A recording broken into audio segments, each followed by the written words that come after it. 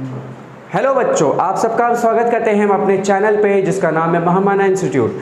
आप सब यहाँ पे पढ़ते हो, आप सबको पता है यहाँ पे हम लोग की जो पढ़ाई होती है वो क्लास 9 से लेकर क्लास 12 तक की पूरी पढ़ाई होती है, चाहे सीबीएसई बोर्ड हो, चाहे यूपी बोर्ड हो, चाहे कोई भी बोर्ड हो, चाहे आईसीएसई बोर्ड हो। तो आप सबका स्वागत करते हैं। और आज जैसा कि हम लोग ने देखा है यहाँ पे इंग्लिश लिखा हुआ है, आज हम लोग कुछ इंग्लिश के बेसिक के बारे में जानते हैं। बच्चे याद रखना, ये जो इंग्लिश हम लोग पढ़ेंगे, जो बेसिक पढ़ेंगे, ये आप लोगों को कोई नहीं पढ़ाता। यहाँ पे हम लोग वो सारी चीजें पढ़ेंगे, बेसिक से पढ़ेंगे। आपका जो भी चीज है इंग्लिश में, जो भी डाउट है, जो भी चीजें हैं, वो सारी चीजें इस सेशन में आपका क्लियर कर दूंगा। और बिल्कुल बेसिक, ऐसा नहीं है क्लास 9 का है, ये क्लास 10 का है, ये बिल्कुल बेसिक मैं चीजों को आज आप लोग के साथ डिस्कस करने वाला हूं। तो एक बार फिर से आप सबका हम स्वागत करते हैं। तो चलिए आइए इंग्लिश के बारे में कुछ जानते हैं। सबसे पहले जान जाओ ये इंग्लिश है क्या। तो पहले बात आपको एक बात बता दूं कि इंग्लिश आपका कोई सब्जेक्ट नहीं है, ये एक लैंग्वेज है, भाषा है, जहां की हम लोग इंग्लिश में बातें करते हैं। जैसे हिंदी एक भाषा होती है, हिंदी भी एक लैंग्वेज नहीं है, हिंदी भी एक भाषा है, उसी प्रकार इंग्लिश भी एक भाषा है। अब देखो इस भाषा में ये चीज जो आती है सेंटेंस, ये भाषा कैसे बनी? सेंटेंस से बनी। अब ये सेंटेंस कैसे बनता है, तो सबसे इंपॉर्टेंट चीज है सेंटेंस के बारे में। बच्चे ये जो सेंटेंस है ना, ये सेंटेंस आपका 3 चीजों की मदद से बनता है। सबसे पहला जिसमें होता है सब्जेक्ट, और सब्जेक्ट के तुरंत बाद में क्या आता है? इस सब्जेक्ट का वर्ब, और वर्ब के बाद क्या आ जाता है? इस वर्ब का ऑब्जेक्ट। तो याद रखना सेंटेंस, और ध्यान रखना ये एजरेटिव सेंटेंस है। ये आपका एक एजरेटिव सेंटेंस के बारे में बता रहा हूं, एक जनरल सेंटेंस के बारे में बता रहा हूं कि ये जो सेंटेंस है ये 3 एलिमेंट से बनता है। पहला एलिमेंट है सब्जेक्ट, दूसरा है वर्ब, और तीसरा है ऑब्जेक्ट। क्या बोला मैंने? फिर से बोलो, सब्जेक्ट, वर्ब, ऑब्जेक्ट। ध्यान देना इसका उच्चारण वर्ब, ये आर जो होता है ना साइलेंट होता है, इसका उच्चारण जो होता है ये वर्ब होता है। ठीक, अब बात करते हैं सब्जेक्ट, वर्ब और ऑब्जेक्ट में। बच्चे ये जो वर्ब होता है, ये वर्ब ही डिसाइड करता है कि आने वाला जो ऑब्जेक्ट है वो आएगा कि नहीं आएगा। जैसा आप लोगों को पता है कि वर्ब आपके 2 प्रकार के होते हैं, एक होता है ट्रांजिटिव वर्ब और एक होता है इंट्रांजिटिव वर्ब। इंट्रांजिटिव वर्ब जिसको हिंदी में आप लोग कहते हो सकर्मक क्रिया और अकर्मक क्रिया।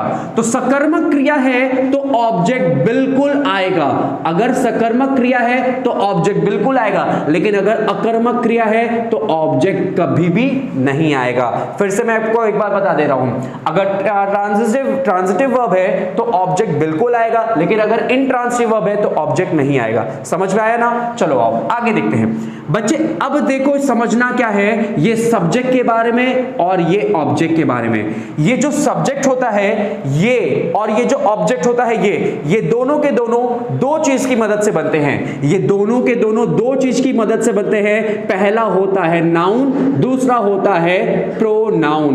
बोले तो आपका संज्ञा और सर्वनाम, यानी सब्जेक्ट के स्थान पे संज्ञा और सर्वनाम का होना अनिवार्य है। ठीक है, सब्जेक्ट के स्थान पे संज्ञा और आपका सर्वनाम का होना अनिवार्य है। और वही बात करें अगर ऑब्जेक्ट की, और ऑब्जेक्ट कैसा ऑब्जेक्ट? ट्रांजिटिव वर्ब का ऑब्जेक्ट, तो भाई वहां पे भी संज्ञा या सर्वनाम का होना कंपलसरी है। जैसे फॉर एन एग्जांपल मैं आपको पढ़ाता हूं इंग्लिश, तो मैं अपने लिए क्या बोलूंगा? आई, और उसके बाद वर्ब क्या लगाऊंगा? Teach. I teach English, I teach you English, I teach you English, I teach you English. या फिर मैं ये भी तो कह सकता हूं मैं पढ़ाता हूं इंग्लिश, तो आई टीच इंग्लिश। तो भाई इस वाक्य में ये हमारा सब्जेक्ट है, सब्जेक्ट। अच्छा, इस वाक्य में सब्जेक्ट जो है यही आपका डूअर भी है, जिसको हिंदी में आप लोग कर्ता बोलते हो, तो यही आपका डूअर भी है जो कार्य। भाई बताओ पढ़ाने का कार्य कौन करेगा? मैं करूंगा, तो यही आपका डूअर भी हो जाता है। टीच, टीच कैसा वर्ब है? टीच आपका ट्रांजिटिव वर्ब यानी कि सकर्मक क्रिया है। क्यों सकर्मक क्रिया है? क्योंकि इसके बाद ऑब्जेक्ट मौजूद है, इसके बाद ऑब्जेक्ट मौजूद है। तो याद रखना ये ऑब्जेक्ट है, क्योंकि ये ऑब्जेक्ट बना है किसका? नाउन का। इंग्लिश हमारा जो पार्ट ऑफ स्पीच की बात करें तो इंग्लिश हमारा एक नाउन होता है, तो ये आपका ऑब्जेक्ट है। ऑब्जेक्ट ये भी है, ऑब्जेक्ट ये भी है, लेकिन अगर हम लोग ऑब्जेक्ट को फर्दर डिवाइड करेंगे तो ऑब्जेक्ट 2 प्रकार के होते हैं, एक डायरेक्ट ऑब्जेक्ट और एक इनडायरेक्ट ऑब्जेक्ट। अगर आपने पढ़ा होगा तो ये चीजें याद होगी, एक डायरेक्ट ऑब्जेक्ट और एक इनडायरेक्ट ऑब्जेक्ट। लेकिन अगर आपको सिंपल करना है तो याद रखना कि डायरेक्ट ऑब्जेक्ट आपका कंपलसरी होता है, जबकि इनडायरेक्ट ऑब्जेक्ट कंपलसरी नहीं होता। ठीक, यहां से मैं यू हटा भी सकता हूं, जैसे आई टीच इंग्लिश, मैं पढ़ाता हूं इंग्लिश, ठीक है, तो यहां पे इंग्लिश हमारा डायरेक्ट ऑब्जेक्ट हो गया। तो आपको यह समझ में आया कि जो सेंटेंस होता है तीन चीजों की मदद से बनता है, सब्जेक्ट, वर्ब, ऑब्जेक्ट, जिसमें सब्जेक्ट और ऑब्जेक्ट दोनों किसके मदद से बनता है सर, नाउन या प्रोनाउन की मदद से। दूसरी चीज वर्ब कौन कौन सा होता है सर, वर्ब दो प्रकार के होते हैं, एक ट्रांजिटिव और दूसरा इंट्रांजिटिव। ट्रांजिटिव वर्ब है तो आपका ऑब्जेक्ट रहेगा, लेकिन इंट्रांजिटिव वर्ब है तो ऑब्जेक्ट नहीं रहेगा। फॉर एन एग्जांपल, जैसे मैंने लिखा आपके सामने, बर्ड्स फ्लाई, बर्ड्स फ्लाई, कहते हैं ना चिड़िया उड़ती है, तो भाई चिड़िया उड़ती है तो इस वाक्य में बर्ड्स क्या हो गया, सब्जेक्ट, सब्जेक्ट, और ये फ्लाई क्या हो गया सर, ये वर्ब है। और कौन सा वर्ब है, आप बोलोगे सर इंट्रांजिटिव वर्ब है, क्योंकि इसके बाद मैंने कोई ऑब्जेक्ट नहीं लिखा। तो आई होप ये बात आपको समझ में आई होगी, ठीक। अच्छा, अब ये तो था तीन शब्दों का सेंटेंस या फिर चार शब्दों का सेंटेंस। आपको पता है कि सेंटेंस और भी बड़े बड़े होते हैं, लेकिन वो बड़े बड़े सेंटेंसेस कैसे होते हैं, तो अब मैं उसके बारे में बताता हूं। जैसे कि आपको पता है ये नाउन है और ये प्रोनाउन है, तो आपको ये तो पता होगा एक शब्द होता है एडजेक्टिव, एक पार्ट ऑफ स्पीच होता है एडजेक्टिव, और वो एडजेक्टिव का काम क्या होता है सर, वो एडजेक्टिव का काम होता है नाउन या प्रोनाउन की विशेषता बताना। तो इसीलिए इस नाउन या इस प्रोनाउन के साथ साथ आपको और क्या दिख सकता है, आपको दिख सकता है एडजेक्टिव। और एक बात और, ये डी वर्ड भी साइलेंट होता है बच्चे, हम लोगों को कोई बताता नहीं, लेकिन आपको ये मैं बता रहा हूं, ये बहुत ही जरूरी होता है। कल को तुम्हारा जॉब लगेगा, कल को सेलेक्टेड हो जाओगे, कहीं ना कहीं ऑफिसर बन जाओगे, कहीं ना कहीं कुछ बन जाओगे, तो फॉरेन तो जाओगे ना, बिल्कुल जाना यार, और फॉरेन जाओगे तो इनको वर्ड्स का सही उच्चारण करना पड़ेगा, ठीक है। तो नाउन प्रोनाउन और नाउन प्रोनाउन की विशेषता को बताता है एडजेक्टिव। जैसे कि अब मैं एग्जांपल ले रहा हूं आपके सामने एडजेक्टिव के साथ, मैंने बोला आई मेट, मेट, मेट होता है वर्ब का सेकंड फॉर्म, वर्ब का सेकंड फॉर्म। क्या मैं आई मेट कह के चुप हो सकता हूं, जरा आप मुझे बताओ। मैं आई मतलब मैं, ये सब्जेक्ट हो गया, और सब्जेक्ट में क्या पार्ट है इसका, पार्ट ऑफ स्पीच प्रोनाउन। मैं मिला था, मैं मिला था, तो आपके मन में सवाल आएगा ना, मैं किससे मिला था, है ना। इसका मतलब मेरे को यहां पे तो लिखना होगा ना किससे मिला था, मेरे को यहां पे तो लिखना होगा किससे मिला था। तो इसलिए ये वर्ब बताओ ट्रांजिटिव है कि इंट्रांजिटिव, ये ये ट्रांजिटिव वर्ब है, क्योंकि मेरे को इसके बाद ऑब्जेक्ट लिखना क्या है, कंपल्सेशन है, कंपल्सरी है यहां पे ऑब्जेक्ट लिखना। तो इसलिए मैंने लिख दिया I met a boy, I met a boy. तो ये तो था मेरा सब्जेक्ट, वर्ब, ऑब्जेक्ट, और ऑब्जेक्ट किसका बना, नाउन का बना, ठीक। लेकिन इसी सेंटेंस को मैं एक और तरीके से लिख सकता हूं, I met a smart boy, I met a smart boy, मैं मिला था एक समझदार स्मार्ट लड़के से, ठीक है, मैं मिला था एक समझदार लड़के से। तो भाई आई हो गया सब्जेक्ट, मेट हो गया वर्ब का सेकंड फॉर्म, और ए हो गया आर्टिकल, स्मार्ट हो गया एडजेक्टिव। क्यों ये एडजेक्टिव है, क्योंकि बच्चे बताओ मैं किससे मिला था, मैं लड़के से मिला था, तो लड़का तो हो गया नाउन, और दूसरी चीज ये इस वर्ब का क्या हो गया, ऑब्जेक्ट। तो भाई वो लड़का कैसा था, वो लड़का स्मार्ट था, तो कहीं ना कहीं ये स्मार्ट शब्द इस बॉय की विशेषता बता रहा है। तो भाई जो भी शब्द आपका संज्ञा या सर्वनाम, नाउन या प्रोनाउन की विशेषता बताए, जो भी शब्द आपका संज्ञा या सर्वनाम की विशेषता बताए, उसी को हम लोग क्या कहते हैं, एडजेक्टिव। जैसे कि मेरे पास ये मार्कर है, तो मार्कर है, मेरे पास क्या है, मेरे पास एक मार्कर है, आई हैव अ मार्कर, मैंने लिखा आई हैव अ मार्कर। इस वाक्य में आई हो गया सब्जेक्ट, हैव हो गया वर्ब। अच्छा, ये कैसा वर्ब है, तो आप बोलोगे सर ये ट्रांजिटिव वर्ब है, क्योंकि इसके बाद क्या लिखा है, इसके बाद लिखा है मार्कर। मार्कर क्या बन गया, ऑब्जेक्ट। क्यों, क्योंकि आपका मार्कर क्या हो गया, नाउन हो गया। अच्छा, एक चीज और, आर्टिकल जब भी आता है वो किसी ना किसी नाउन के लिए आता है, आर्टिकल आता ही आता है वो किसके लिए, नाउन के लिए। तो भाई ये तो क्या हो गया, नाउन हो गया, और ये जगह किसकी है, ऑब्जेक्ट की। जगह तो ऑब्जेक्ट की है, तो ऑब्जेक्ट की जगह पे क्या आएगा, नाउन या प्रोनाउन आएगा। तो यहां पे हो गया आई हैव अ मार्कर। अब मैं यहां पे अगर एक शब्द लिख लूं, I have a black marker, I have a black marker, तो कहीं ना कहीं इस मार्कर की विशेषता बता रहा है ना ये ब्लैक शब्द, मार्कर तो है बच्चे, लेकिन कैसा मार्कर है? तो आप बोलोगे सर ब्लैक कलर का मार्कर है। तो ये ब्लैक इस मार्कर की विशेषता बता रहा है, इसलिए ब्लैक शब्द हमारा क्या बन गया? एडजेक्टिव। आई होप ये बात समझ में आ गई होगी।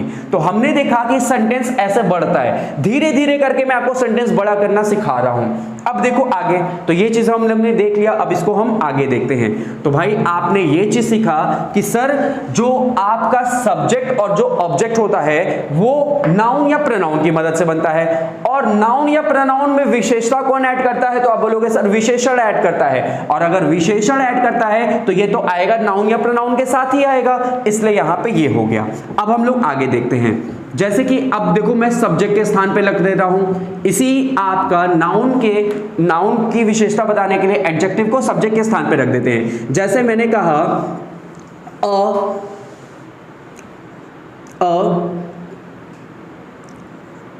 या फिर मैंने लिख दिया an smart, an intelligent, an intelligent boy came here, an intelligent boy came here, ठीक है। या फिर मैंने लिख दिया कुछ और, चलो ठीक है। अब यहां पे देखो ये पूरा का पूरा पार्ट हमारा क्या बन गया? सब्जेक्ट। क्यों? क्योंकि came क्या होता है? वर्ब होता है। केम हमारा वर्ब होता है। अच्छा, कम, केम, कम, आपको ये वर्ब का कौन सा फॉर्म है? सेकंड फॉर्म, ठीक। अच्छा, उसके बाद ये हियर जो होता है ना, आपको मैं थोड़ा सा बता दूं, हियर एक एडवर्ब है। वर्ब की विशेषता कौन बताता है? एडवर्ब। वर्ब की विशेषता एडवर्ब बताता है, क्रिया की विशेषता बताता है हमारा क्रिया विशेषण। तो इसलिए यहां पे ये एक एडवर्ब है, यहां ऑब्जेक्ट नहीं है। अगर ऑब्जेक्ट नहीं है तो ये वर्ब कैसा हुआ? ट्रांजिटिव या इंट्रांजिटिव? तो आप बोलोगे सर ये एक इंट्रांजिटिव वर्ब है। तो एक चीज याद रखना, जो गो वर्ब होता है, जो कम वर्ब होता है, ये आपका इंट्रांजिटिव वर्ब होता है। अब आओ इस पे, बॉय क्या है सर? बॉय तो नाउन है। क्यों? क्योंकि आर्टिकल आया। आर्टिकल किसके लिए आता है? नाउन के लिए। अच्छा, ये बॉय कैसा है? तो आप बोलोगे सर बॉय आपका इंटेलिजेंट है। तो इंटेलिजेंट शब्द इस बॉय की विशेषता बता रहा है, और बॉय की विशेषता यानी नाउन की विशेषता कौन बताता है? आप बोलोगे सर एडजेक्टिव। तो यहां पे ये एडजेक्टिव हुआ। अब देखो ऐसे ही ऐसे सेंटेंसेस हमारे बढ़ते जाते हैं, आप एडजेक्टिव लगाओ और भी चीजें लगाओ। अब मैं कुछ और चीजें बता रहा हूं, जैसे कि अब सेंटेंसेस कैसे बड़े होते हैं। तो देखो भाई, अब सेंटेंसेस और बड़े होते हैं हमारे थोड़ा सा एक्स्ट्रा पार्ट से। जैसे कि एक शब्द होता है आपका प्रीपोजिशन। प्रीपोजिशन है ना। अब ये प्रीपोजिशन शब्द क्या होता है? तो ध्यान से सुनना। प्रीपोजिशन शब्द एक ऐसा शब्द होता है, प्रीपोजिशन शब्द एक ऐसा शब्द होता है जो जब भी आता है तो याद रखना वो अपना ऑब्जेक्ट लेकर आता है। ये जब भी आता है अपना क्या लेकर आता है? ऑब्जेक्ट लेकर आता है। जैसे कि ट्रांजिटिव वर्ब जब भी आता है अपना ऑब्जेक्ट लेकर आता है, उसी प्रकार ये प्रीपोजिशन शब्द भी जब भी आता है अपना ऑब्जेक्ट लेकर आता है। और ऑब्जेक्ट बनता किसका है? तो आप बोलोगे सर ऑब्जेक्ट तो बनता है नाउन या प्रोनाउन का, ठीक। जैसे कि मैंने एक एग्जांपल लिया, मैंने ले लिया आई हैव या आई वेंट, मैं गया था। आई हो गया सब्जेक्ट, वेंट हो गया क्या? वर्ब। अच्छा, ये बिल्कुल सही सेंटेंस है, कोई गलती नहीं है सेंटेंस में। क्यों ये गलती नहीं है? क्योंकि सर ये वर्ब कैसा है? वर्ब है, इंट्रांजिटिव वर्ब है, ठीक। मैं गया था, इसका हिंदी हो गया मैं गया था। अच्छा, अब देखो, अब मान लो यहां तो इंट्रांजिटिव वर्ब है तो मुझे ऑब्जेक्ट की तो जरूरत नहीं पड़ेगी। अगर मैं यहां पे लिखूं स्कूल, आई वेंट स्कूल, क्या सेंटेंस सही हो पाएगा? कभी भी नहीं, क्योंकि इंट्रांजिटिव वर्ब के बाद ये जगह किसकी हुई? ऑब्जेक्ट की। ये जगह तो हमारी ऑब्जेक्ट की हुई, और ऑब्जेक्ट की जगह पे ये शब्द क्या है? नाउन। अब एक बात बताओ, इंट्रांजिटिव वर्ब है और यहां ऑब्जेक्ट, इंट्रांजिटिव वर्ब के बाद तो ऑब्जेक्ट आता नहीं, इसका मतलब ये क्या हो गया? गलत। तो भाई अगर मेरे को स्कूल लगाना है तो मेरे को किसकी मदद लेनी पड़ेगी? तो आप बोलोगे सर मेरे को प्रीपोजिशन की मदद लेनी पड़ेगी। तो अब मेरे को यहां पे एक प्रीपोजिशन लगाना पड़ता है क्या? To, I went to school, कहते हो ना आप लोग, आई वेंट टू स्कूल, मैं गया था, कहां गया था, स्कूल गया था। तो ये टू हमारा प्रीपोजिशन है, और टू प्रीपोजिशन है, ये टू कहां का यूज होता है, जब भी आप लोग अपनी मंजिल बताते हो, जैसे मान लो मेरे को दिल्ली जाना है, तो मैं क्या बोलूंगा, I am going to Delhi. तो जब भी हम अपना मंजिल बताते हैं, I am going to Mahamana institute, I am going to Mahamana institute, तो आपको प्रीपोजिशन लगाना पड़ेगा। और प्रीपोजिशन के बाद क्या आता है सर, प्रीपोजिशन के बाद प्रीपोजिशन का ऑब्जेक्ट आता है, जो कि नाउन या प्रोनाउन से होता है। ठीक है, तो आपका ये सेंटेंस हो गया। आई होप ये चीज समझ में आया होगा। अब मैं आपको सेंटेंस को और बड़ा करना सिखा दूंगा। देखो अब सेंटेंस कैसे बड़े होते हैं, तो हमने देखा, अब यहां पे मैंने देखा एक एग्जाम्पल लेके मैंने बोला the woman is calling me, the woman is calling me, यानी कि वह जो महिला है, वो जो महिला है इज मतलब है, तो ये आपका हेल्पिंग वर्ब है, और कॉलिंग आपका क्या है, मेन वर्ब है। क्या मैं इज कॉलिंग लिख के छोड़ सकता हूं, द वुमन इज कॉलिंग, भाई बुला तो रही है महिला, लेकिन किसको बुला रही है, सवाल उठ रहा है मन में, तो ये अधूरा है, और इसको पूरा करना है, तो मैंने क्या लिख दिया, मी, मान लो मेरे को बुला रही है, अगर आपको बुला रही है तो मैं लिख दूंगा the woman is calling you.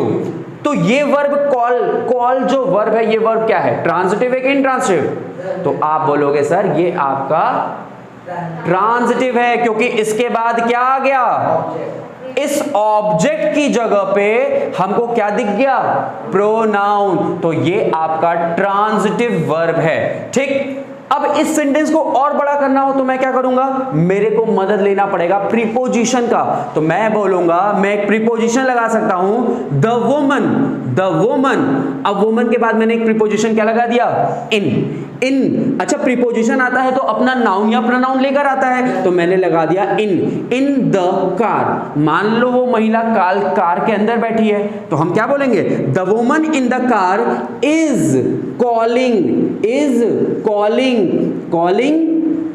You. Sentence बड़ा हो रहा है। अब मेरे को और सेंटेंस बड़ा करना है, तो अब मेरे को मदद किसकी लेनी पड़ेगी, तो अब आप बोलोगे सर मेरे को मदद लेनी पड़ेगी, तो किसकी लेनी पड़ेगी, कंजंक्शन की। तो यहां पे रोल आ जाता है कंजंक्शन का, तो हमने एक कंजंक्शन लगा दिया, बिकॉज कंजंक्शन होता है ना, बिकॉज, बट, बिकॉज, एंड, ये सारे के सारे कंजंक्शन होते हैं। तो अब क्यों वो बुला रही है, तो हम बोलेंगे the woman in the car is calling because के बाद मैंने लगा दिया शी। भाई वुमन क्या है, वुमन तो एक आपका नाउन है, और इस नाउन के लिए कैसा नाउन है सर, ये नाउन है सिंगुलर, वुमन एक है ना, मैंने ईएन तो लिखा नहीं, तो एक महिला, अच्छा एक महिला है, और वो महिला है एक, तो एक महिला के लिए हम लोग क्या यूज करते हैं, प्रोनाउन शी का प्रयोग करते हैं। अगर ये कोई लड़का होता, मैन होता, तो मैन के लिए हम लोग क्या यूज करते हैं, ही, है ना।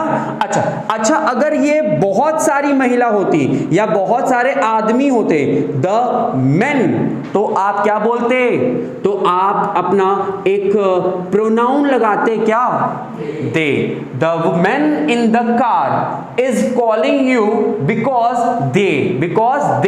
अच्छा दे क्या बन गया सर, दे बन गया हमारा फिर से सब्जेक्ट। अब सब्जेक्ट के बाद वर्ब चाहिए, तो वर्ब मैंने क्या लगा दिया, नीड, दे नीड। अच्छा नीड कैसा वर्ब है, ट्रांसिटिव है कि इंट्रांसिटिव, सोचो, उनको आवश्यकता, नीड मतलब आवश्यकता है। आपके मन में सवाल आएगा किस चीज की आवश्यकता है ना, तो अब आप बोलोगे ये वर्ब है, लेकिन ये वर्ब कैसा वर्ब है, ट्रांजिटिव, तो इसके बाद क्या लगाना पड़ेगा, नाउन या प्रोनाउन लगाना पड़ेगा, बिकॉज दे नीड हेल्प। तो हेल्प यहां पे बन गया नाउन, हेल्प यहां पे क्या बन गया, नाउन। क्यों बन गया, क्योंकि इस ऑब्जेक्ट की जगह पे जो भी शब्द आएगा वो क्या होगा, नाउन या प्रोनाउन होगा।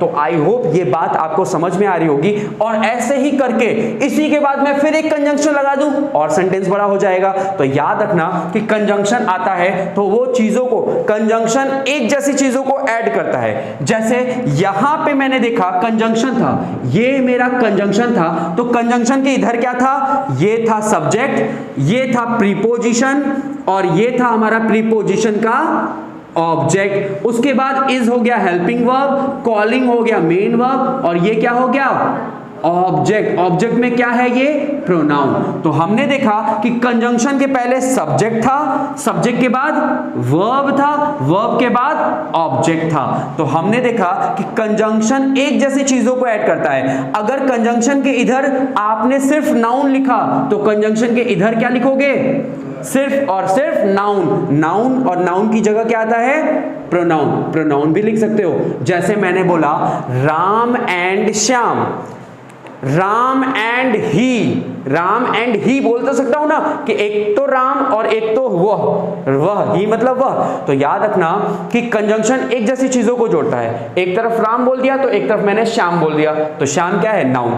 दूसरी चीज यहां पे क्या हो रहा था, यहां पे आपने देखा कि सर यहां पे आपने देखा कि कंजंक्शन के इधर सब्जेक्ट था, फिर वर्ब था और फिर क्या था ऑब्जेक्ट। ये यू तो ऑब्जेक्ट था और इसीलिए यहां पे भी मैंने क्या लगा दिया सब्जेक्ट वर्ब ऑब्जेक्ट। तो एक जैसी चीजों को ऐड करेगा ना, ये भी एक ग्रुप बना दिया तो ये भी एक ग्रुप बना दिया। तो यही रोल है आपका कंजंक्शन का। ये बात समझ में आई, ठीक है। तो आज यही तक का आपको क्लास में रखता हूं। उसके बाद नेक्स्ट क्लास में मैं आपको थोड़ा ग्रामर के बारे में और डिटेल में बताऊंगा और ये बताऊंगा जो आठों के आठों पार्ट्स ऑफ स्पीच होते हैं उन सब के बारे में मैं आपको पूरा डिटेल में बताऊंगा, ठीक है। तब तक के लिए थैंक यू सो मच और ऐसे ही हमारे चैनल के साथ जुड़े रहिएगा, लाइक करिएगा, सब्सक्राइब करिएगा और हाँ अपने दोस्तों के साथ शेयर करना मत भूलना, ठीक है। चलो भाई तब तक के लिए बाय बाय।